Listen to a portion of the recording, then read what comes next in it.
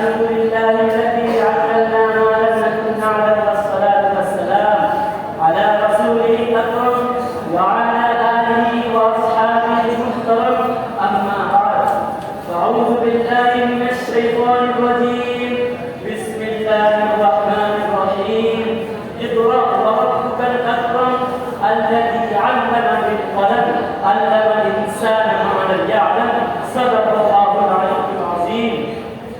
میرے محترم بزرگوں دوستوں اور دینی بھائیوں، کسی شاعر نے کیا خوب کہا، علم وہ دولت ہے جو لٹتی نہیں، علم وہ دولت ہے جو لٹتی نہیں، خرچ کرنے سے کبھی گھٹتی نہیں. میرے محترم بزرگوں دوستوں اور دینی بھائیوں، روشنی کسے پسند نہیں، شب تاریک میں ماہتاب، اندھیرے کمرے میں کمکمے کسے اچھے نہیں لگتے.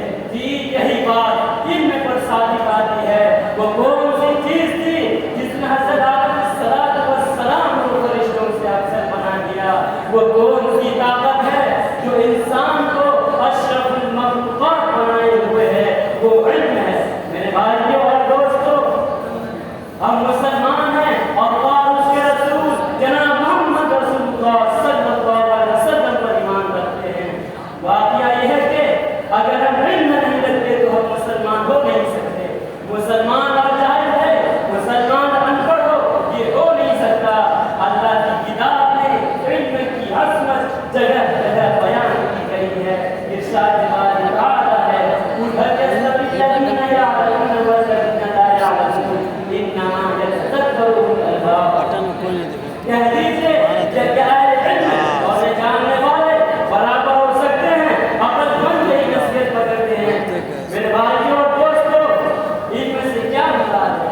یا دنیاوی علم یا اخروی علم. واقعہ یہ ہے کہ علم کوئی بھی ہو انسان کو عزت دیتا ہے. انسان علم ہی سے کمان پاتا ہے. فوج نار و لشکر اور مال و دولت اسے واقعیت عزت نہیں دیتے.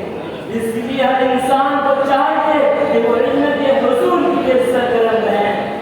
اگر آپ دنیا میں علم حاصل کرتے ہیں تو آپ دنیا میں کامیاب رہتے ہیں، اور اگر دینی علم حاصل کریں گے تو آخرت کی کامیابی آپ کا قدم چومے.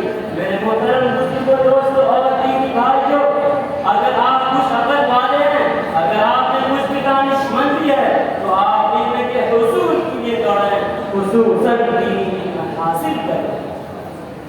چاہے آپ کو کتنی تکلیف اٹھانی پڑے، مسائل جھیلیں، راتوں کو نیند خراب کریں اور دیگر زحمتیں برداشت کریں، اسی میں کامیابی ہے. دعا کیجیے اللہ تعالیٰ سے، اللہ تعالیٰ مجھے